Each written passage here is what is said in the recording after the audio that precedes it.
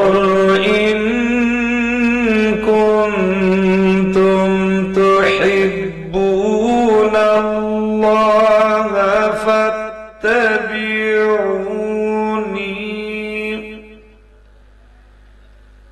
فاتبعوني يحببكم الله ويغفر لكم ذنوبكم والله غفور رحيم.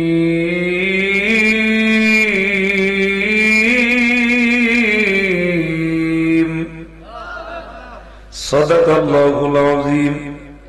وقال الله تعالى في شان حبيبه ومحبوبه ومعشوقه آمدا ومخبرا إن الله وملائكته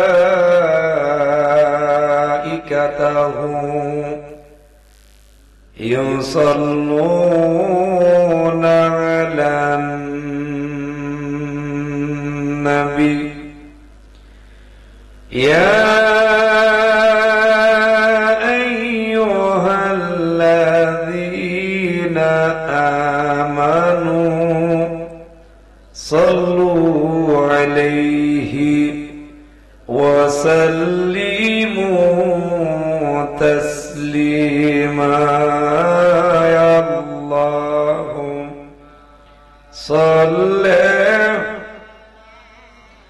سيدنا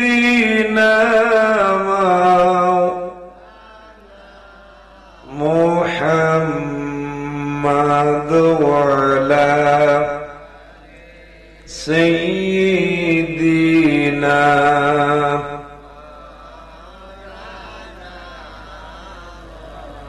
محبت পড়েন দুরূদ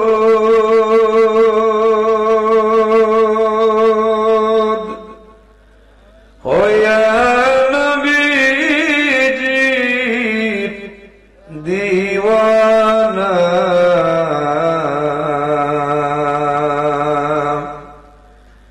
ভাগ্যে থাকলে যাইতে পারেন ওই যে সোনার মদিনায়। আল্লাহ মহব্বতে সাইয়্যিদিনা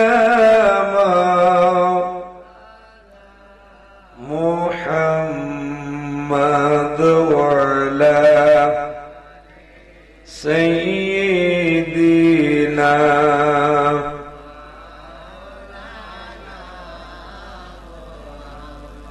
কোথায় রইলেন মায়ার উম্মত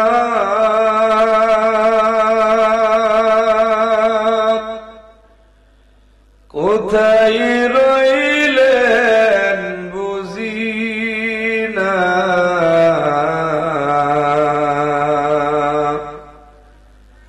আপনার আমার মায়ায় পড়ে কাঁদেন নবী মদিনায়। আল্লাহুম্মা সাল্লি আওয়াজ দাও আওয়াজ দাও আওয়াজ দাও এই ছাত্র বেটা ভাই আওয়াজ দাও আওয়াজ দাও ওয়ালা আলি সাইয়্যিদিনা লা ইলাহা লা ইলাহা লা ইলাহা হায়াতের মালিক যেই আল্লাহ মৌতের সেই আল্লাহ লা ইলাহা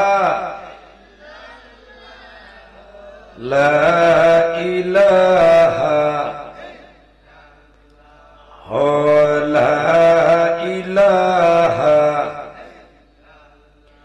লা ইলাহা ইল্লাল্লাহু মুহাম্মাদুর রাসূলুল্লাহ সাল্লাল্লাহু আলাইহি ওয়াসাল্লাম কুররাতু আইনিকা ইয়া রাসূলুল্লাহ। উপস্থিত বরিশ্বর তাহফিজুল কোরআন মাসুমিয়া নুরিয়া মহিলা হাফিজিয়া মাদ্রাসার উদ্যোগে ও কবরবাসীর স্মরণে 2025 ইংয়ের আয়োজিত ওয়াজ ও দোয়া মাহফিলের সম্মানিত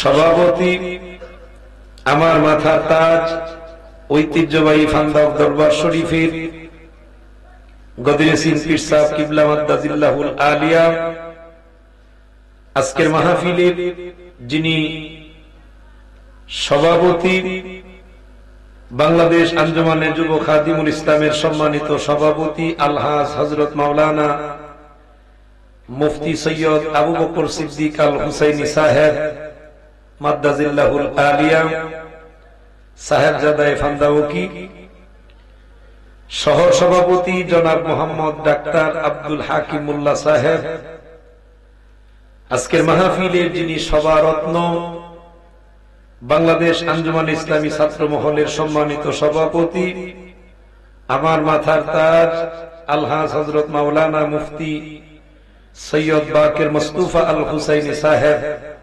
মাদ্দাজিল্লাহুল আলিয়া সাহেবজাদায়ে ফান্দাউকি, আজকের মাহফিলের যিনি প্রধান মেহমান হুফাজুল কোরআন সুন্নি ফাউন্ডেশন বাংলাদেশের সম্মানিত প্রতিষ্ঠাতা উস্তাজুল হুফাজ হাফেজ এবাদুল হক চৌধুরী সাহেব, বারাকাল্লাহু ফি হায়াতি আল্লাহুম্মা আমিন। আজকের মাহফিলের সম্মানিত আলোচক বৃন্দগণের মধ্য থেকে উস্তাজুল হুফাজ আলহাজ হাফেজ হুমায়ুন কবির মাসুমি সাহেব, বিশিষ্ট আলেম দ্বীন হযরত মাওলানা মুফতি মুজাম্মিল হক মাসুমি সাহেব, হযরত মাওলানা মুফতি নাজিম উদ্দিন মাসুমি সাহেব, হযরত মাওলানা মুফতি শাহ আলম মাসুমি সাহেব, হযরত মাওলানা শায়েখ আখতারুজ্জামান মাসুমি সাহেব, হযরত মাওলানা রবিউল ইসলাম মাসুমি সাহেব, আমন্ত্রিত উলামায়ে কেরামগণের মধ্য থেকে কারি আব্দুর রশিদ সাহেব, খলিফা বাজুকা দরবার শরীফ কারি আবুল কালাম চৌধুরী সাহেব, হাফেজ কারি আলামিন সাহেব, হাফেজ কারি জাকারিয়া হক সহ দিগার উলামায়ে কেরাম, মাহফিল পরিচালনায় হাফেজ রাইহানুল ইসলাম মাসুমি সাহেব, আরজ গুজারে হাফেজ ফয়েজ মোল্লা সানি সাহেব সহ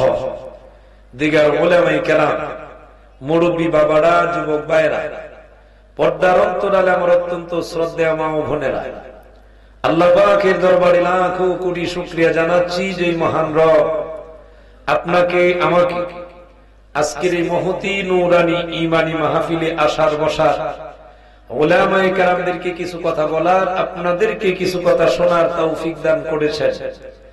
সেই মহিয়ান দরিয়া রব্বুল আলামিনের দরবারে আমরা আমাদের জবানটুকুন ছেড়ে দিয়ে আওয়াজটাকে মুখরিত করে একসাথে শুকরিয়া আদায় করে সকলে পড়ছি আলহামদুলিল্লাহ।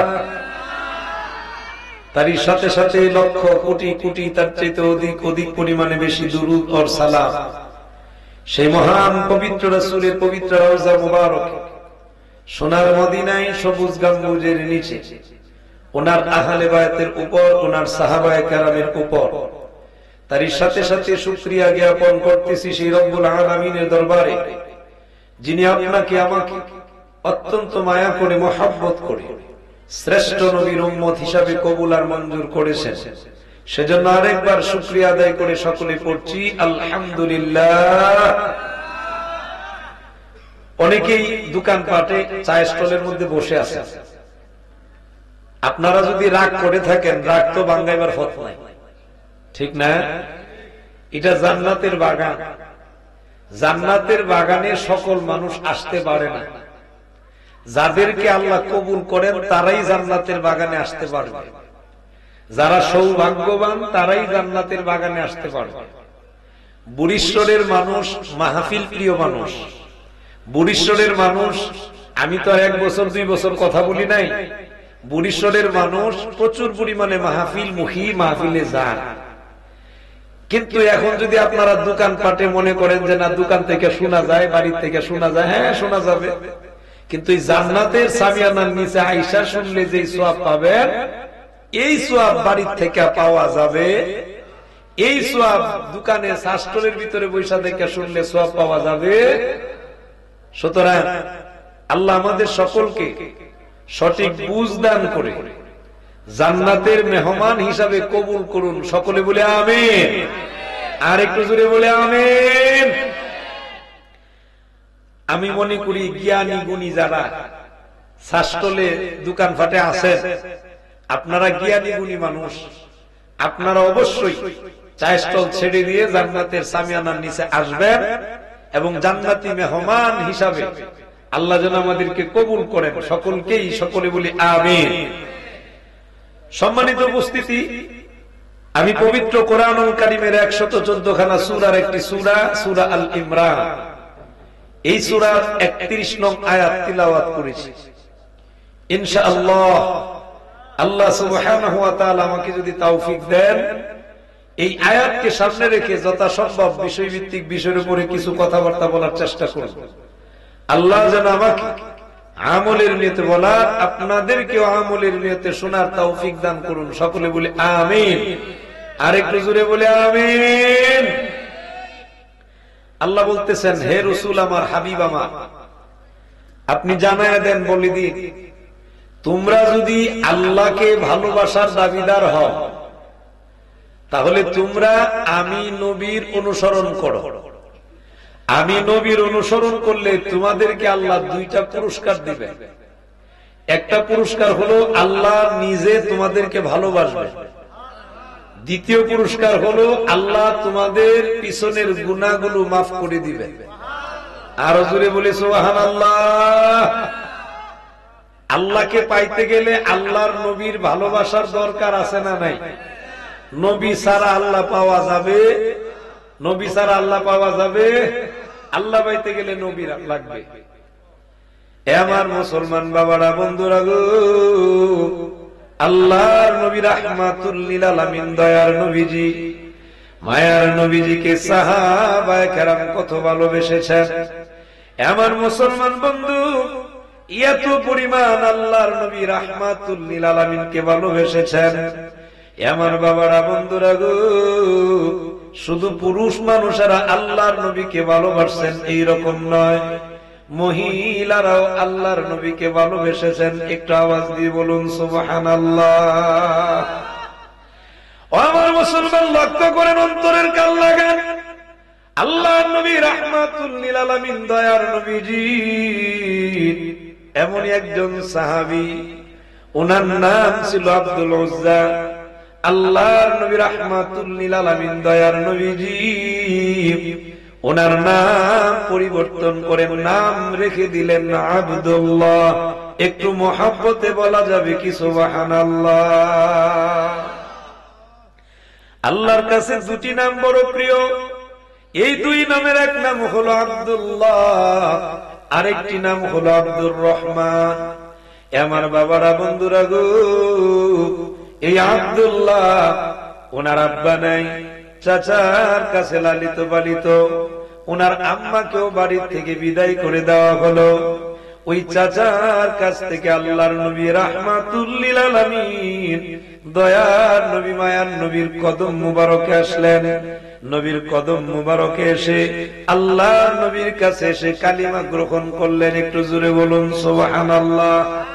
আরেকটু আওয়াজে বলেন আল্লাহু আকবার। আমার বাবারা, বন্ধুরা, ঈমান গ্রহণ করার পরে নবীজির কাছে আসা যাওয়া করেন। চাচার কাছে হঠাৎ করে একদিন জিজ্ঞেস করেন, চাচা গো, আমি আপনার কাছে জানতে চাই, বলুন দেখি আব্দুল্লাহর ছেলে মুহাম্মদ, সকলে পড়ি সাল্লাল্লাহু আলাইহি ওয়াসাল্লাম। ও চাচা, আব্দুল্লাহর ছেলে মুহাম্মদ, উনার ব্যাপারে আপনার অভিমত কি, আপনি আমাকে একটু বলুন। চাচা ডাক দিয়ে বলেন, ভাতিজারে, উনি বড় ভালো মানুষ, উনি আমানতদারিত্ব আছে উনার কাছে, উনি সত্য কথা বলেন, মিথ্যা কথা বলেন না। এই কথাগুলো যখন বললেন, আমার মুসলমান বন্ধু নতুন ঈমান গ্রহণ করলেন, নাম হলো আব্দুল্লাহ, যার পূর্ব নাম ছিল আব্দুল উজ্জা। সে আব্দুল্লাহ মনে মনে চিন্তা করেন, গো আমার চাচা মনে হয় এতগুলো প্রশংসা যেহেতু করেছেন, উনিও মনে হয় ঈমান গ্রহণ করবেন। এই জন্য উনি ডেকে বলেন, চাচা এখন বুঝেছি, আপনার কাছেও আমি আমার কথা প্রকাশ করে দেই। ও চাচা, আমি পূর্বেই ঈমান গ্রহণ করেছি, এখন আপনার কাছেও আল্লাহর নবী রাহমাতুল লিল আলামিনের কালিমার দাওয়াত দিলাম, আপনিও আল্লাহর নবীর উপরে কালিমা গ্রহণ করুন। একটু জোরে বলুন সুবহানাল্লাহ।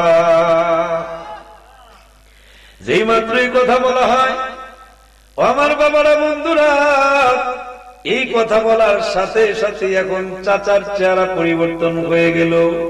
চাচা ডাক দিয়ে বলেন, ভাতিজা, তুমি বুঝি আমার বাপ দাদার ধর্মের মধ্যে বুঝি চুনকালি লাগাইছ?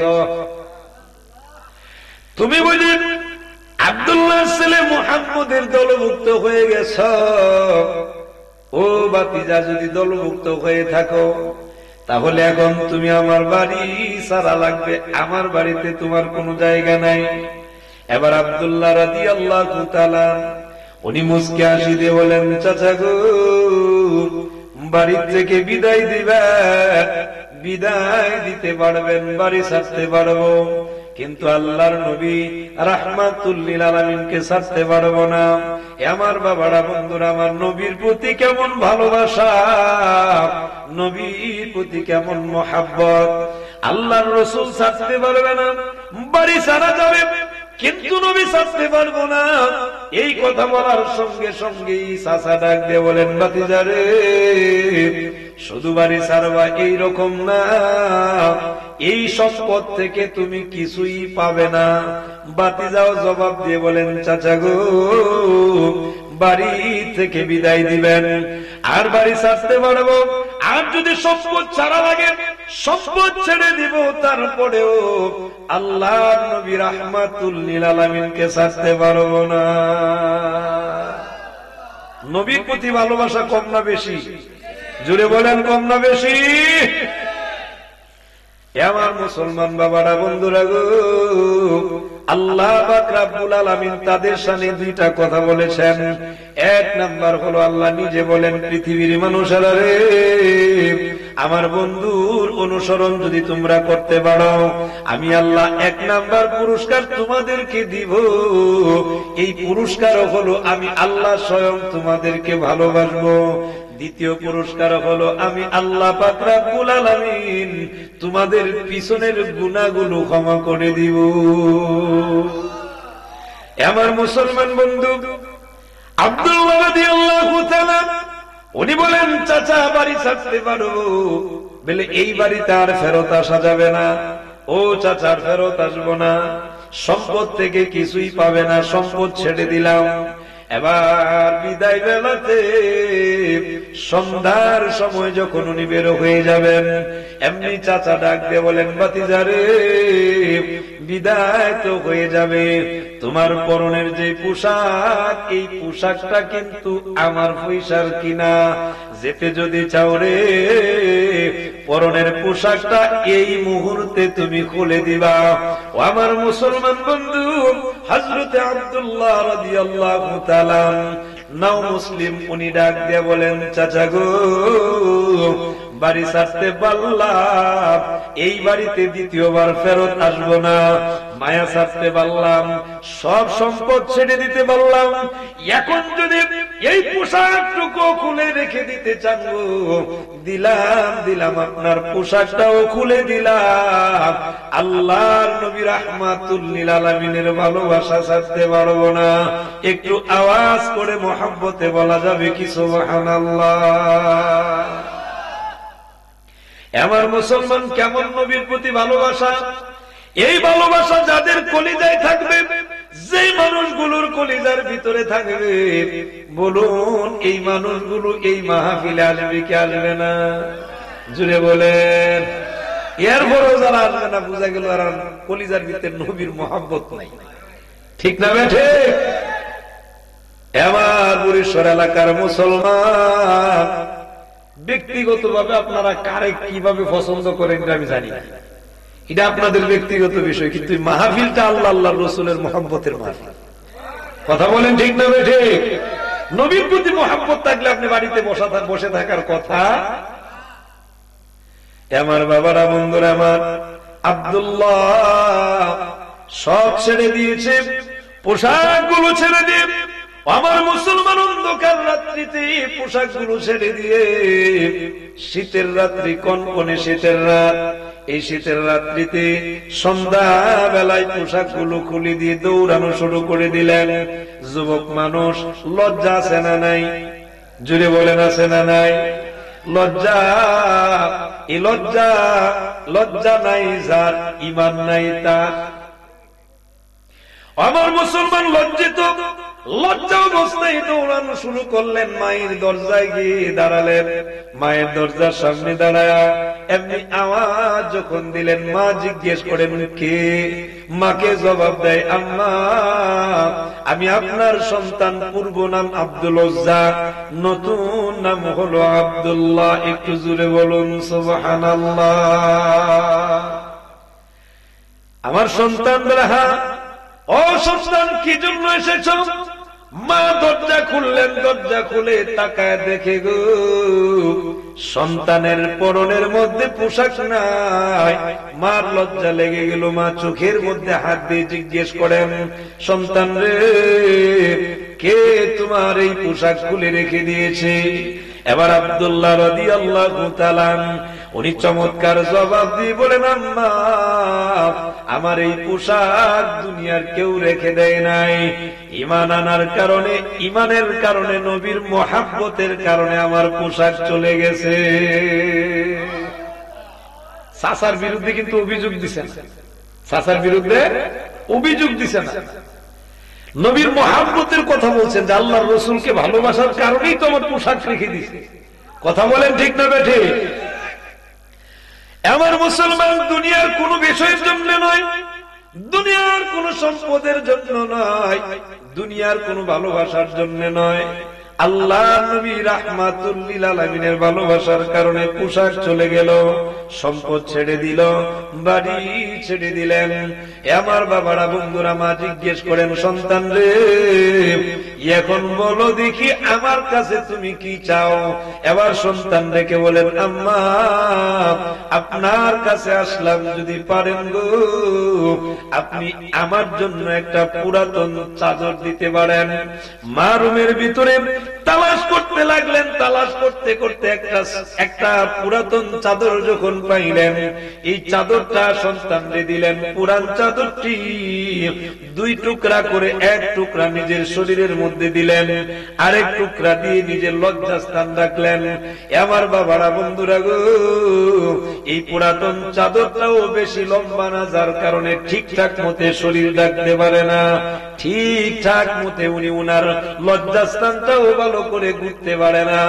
এই পরিস্থিতিতে মায়ের কাছ থেকে বিদায় নিয়ে বলেন, আম্মা আপনি বিদায় দেন গো, আমি আমার নবী দরবারে চলে যাব। কনকনে শীতের রাত, এই শীতের ভিতরে আমার মুসলমান নতুন ঈমান গ্রহণ করলেন আব্দুল্লাহ রাদিয়াল্লাহু তাআলা। এই পোশাক অবস্থায় থরথর করে কাঁপতেছেন। যেতে যেতে আল্লাহর নবী রাহমাতুল লিল আলামিনের হুজরা মুবারকের সামনে গিয়ে দাঁড়ালেন। দাঁড়ায় থাকতে পারেন না, কারণ ঠান্ডা লেগে যায়। থরথর করে কাঁপতেছেন। এই কাঁপন্ত অবস্থায় এদিক থেকে ওদিকে যায়, ওদিক থেকে এদিকে আসে, কিন্তু সাহস করে আল্লাহর নবী রাহমাতুল লিল আলামিনের হুজরা মুবারকের সামনে গিয়া আল্লাহর নবীকে ডাক দেয় না। না জানি গো, আমার নবীজির হৃদয় মুবারকের মধ্যে কষ্ট পান, এই জন্য ডাক না দিয়ে রাত্রিবেলাতে এইভাবে হাঁটাহাঁটি যখন করতেছেন, হঠাৎ আল্লাহর নবী, নূর নবী, হায়াতুন নবী, উম্মতের কান্ডারি নবী আমার আল্লাহর নবীজি হুজরা মুবারক খোলার সঙ্গে সঙ্গে তাকায়া দেখেন গো, একজন যুবক মানুষ দাঁড়ায় রইলেন। আল্লাহর নবী জিজ্ঞেস করলেন, মান আনতা, কে তুমি? এবার উনি জবাব দিয়ে বলেন, আল্লাহর নবী গো, আপনাকে সালাম, আসসালাতু ওয়াসসালামু আলাইকা ইয়া রাসূলুল্লাহ, আসসালাতু ওয়াসসালামু আলাইকা ইয়া হাবিবাল্লাহ। নবীজিকে সালাম দিলেন। সালাম দিয়ে বলেন, ইয়া রাসূলুল্লাহ, ইয়া হাবিবাল্লাহ, নবী গো, আমাকে চিনতে পারেন নাই? আমি আপনার আবুদুল্লাহ। একটু জোরে বলা যাবে কি সুবহানাল্লাহ? আর একটু আওয়াজে বলুন আল্লাহু আকবার। নবীজি জিজ্ঞেস করেন, কোন আব্দুল্লাহ? ওগো নবীজি, কিছুদিন আগে যে আমি আপনার দরবারে আগমন করিয়া ঈমান গ্রহণ করেছিলাম, আমার পূর্ব নাম ছিল আব্দুল উজ্জা। আপনি আমার নাম পরিবর্তন করে দিয়া আমার নাম রেখে দিয়েছেন না আব্দুল্লাহ। আমার বাবারা, বন্ধুরা আমার, ঠিক ওই মুহূর্তে আল্লাহর নবী রাহমাতুল লিল আলামিন বললেন, আব্দুল্লাহ রে, আমি তো জানি আমার আব্দুল্লাহর বাপ চাচারা বড় ধনী মানুষ। জুড়ে কোন সুবহানাল্লাহ। কি মানুষ? ধনী মানুষ, বিশাল ধনী মানুষ। আমি জানি আব্দুল্লাহর বাপ চাচারা ধনী মানুষ, কিন্তু এখন তো আমি দেখি আমার আব্দুল্লাহর শরীরে ভালো কোনো পোশাক নাই। যে পোশাক আছে, এই পোশাক দিয়ে ভালো করে শরীর ঢাকা যায়? ভালো করে শরীর ঢাকা যায় না, লজ্জাস্থান ঢাকা যায় না। আমার বাবারা, বন্ধুরা আমার, বলুন দেখি, দুনিয়ার কোন বিষয়ের জন্য পোশাক হারাইছে না নবীর মহব্বত? নবীর মহব্বত, ভালোবাসার কারণে পোশাক হারাইছে। আমার বাবারা, বন্ধুরা গো, আল্লাহর নবী রাহমাতুল লিল আলামিনের কাছে বলেন, ইয়া রাসূলুল্লাহ, ইয়া হাবিবাল্লাহ, নবী গো, ঈমানের কারণে, আপনার মহব্বতের কারণে আমার সব কিছু আমার চাচা রেখে দিয়েছেন। সব রেখে দিয়েছে, এমনকি পোশাকটাও রেখে দিয়েছে। নবীজি, সব ছাড়তে পেরেছি, কিন্তু আপনার ভালোবাসা ছাড়তে পারি নাই। এই জন্য সবকিছু ছেড়ে দিয়ে এসেছি। এই পুরাতন চাদরখানা আমার মা আমাকে দিয়েছেন। একটু জোরে বলা যাবে কি সুবহানাল্লাহ? আল্লাহর নবী রাহমাতুল লিল আলামিন, দয়ার নবীজি, আল্লাহর নবী উনার জন্য দুইটা চাদর মুবারক দিলেন। আমার বাবারা, বন্ধুরা আমার, এই দুই টুকরা চাদর মুবারক যখন দিয়েছেন, আল্লাহর নবী দেওয়ার পরে বললেন, এরে আব্দুল্লাহ, যা যা, এখন তুমি এই আহলে সুফফাদের অন্তর্ভুক্ত হয়ে যাও। একটু জোরে বলুন সুবহানাল্লাহ। আরেকটু আওয়াজ দিয়ে বলেন আল্লাহু আকবার। আমার মুসলমান, লক্ষ্য করেন, আল্লাহর নবী রাহমাতুল লিল আলামিনকে যারা এইভাবে ভালোবাসবেন, নবীজিকে যারা মানবেন, নবীজির অনুসরণ করবেন, আল্লাহ পাক রব্বুল আলামিন দুইটা পুরস্কারের কথা বলেছেন। একটা পুরস্কার, আল্লাহ নিজে তোমাদেরকে ভালোবাসবেন, আল্লাহ তোমাদের পিছনের গুনাহগুলোরে মাফ করে দিবেন। একটু মহব্বতে বলা যাবে কি সুবহানাল্লাহ? এই নবীর ভালোবাসার দরকার আছে না নাই? এই নবীর ভালোবাসা আমরা চাই কি চাই না? ভালোবাসা যদি পাইতে হয়, নবীর রঙে রঙিন হওয়া লাগবে। যারা নবীর রঙে রঙিন হয়েছেন, আমার বাবারা, বন্ধুরা আমার, তাদের কি আল্লাহ পাক রব্বুল আলামিন নিজে ভালোবাসেন এবং তাদের পিছনের গুনাহগুলো আল্লাহ মাফ করে দেন। জোরে কর। আমি আপনাদেরকে একটা ঘটনা শোনাই। 7 ডাকাত। কয় ডাকাত? 7 ডাকাত ডাকাতি করত। তো ডাকাতি করে তো হঠাৎ একদিন পরামর্শ করতেছে, সর্দারে জিজ্ঞেস করতেছে বাকি 6 জন, সর্দার উস্তাদ, এখন ডাকাতি যে করব, এমন কোন বাড়ি আসেনি যেই বাড়ি ডাকাতি করলে অন্তত পক্ষে আর ডাকাতি করা লাগতো না? ডাকাত সর্দার বলতেছেন একটা বাড়ি আছে। ওই বাড়িটা কার বাড়ি? ওই বাড়িটা হইল জমিদারের বাড়ি। কার বাড়ি? জমিদারের বাড়ি। জমিদারের বাড়িটা যদি একবার ডাকাতি করতে পারি আর ডাকাতি করা লাগবে। বাকি 6 জনের ভিতর থেকে একজনে বললেন, তো জমিদারের বাড়ি ডাকাতি করতে গেলে জমিদারের বাড়িতে তো সিকিউরিটি খুব টাইট, শক্ত সিকিউরিটি, পাহারাদার বেশি, ঢুকার তো কোনো সে বুঝবে না। জমিদার বুঝেননি আপনারা? আগে না, আগেকার সময় ছিল একটা এরিয়া, একটা এরিয়ার জমিদার, মানুষের ট্যাক্স টুক যা আছে সব দিত জমিদার। একটা জমি করতে গেলেও জমিদারের অনুমতি লাগবে, ঠিক না বেঠি? সব লাগবে। ময়মলবি যারা খুব ভালো জানে জমিদার। তো জমিদার মানে জমিদারের এই জমি, এই জমির এলাকার, এই এলাকার মালিক আর কি অস্থায়ী মালিক। স্থায়ী মালিক তো আল্লাহ, ঠিক না? তো জমিদারের বাড়ি ডাকাতি করতে হবে। তো বললেন এত সিকিউরিটি থাকবে, এত পাহারাদার থাকবে, ঢুকবেন কিভাবে? তো তোমরা আমারে পরামর্শ দাও। ডাকাতের সর্দার বলতেছে পরামর্শ দাও। এর ভিতরে 6 জনের ভিতরে একজন দাঁড়ায় বললেন, উস্তাদ আমার কাছে একটা ফর্মুলা আছে। কি ফর্মুলা? সমাজের মানুষ আলেম ওলামাদের বড় ভালোবাসে, আলেমদেরকে ভালোবাসে, বাসে না? বিভিন্ন দরবারের পীরদেরকে ভালোবাসে, কথা বলেন না ঠিক না বেঠি? মহব্বত করে। আমার মন সাক্ষী দেয়, যদি আমরা যদি ওই রকম হুজুরদের লেবাস ধরতাম পারি, হুজুরদের মতো যদি সাজতাম পারি, নবীর সুন্নাত লেবাস যদি পড়তে পারি, তাইলে আমাদেরকেও মায়া করবে, আমরা খুব সহজে জমিদারের বাড়িতে ঢুকতে পারব। কথা বুঝে না, ঠিক না বেঠি? কারণ হুজুররা সবাই কি করে? মায়া করে, মহব্বত করে, ভালোবাসে। হুজুরদেরকে কেন ভালোবাসে?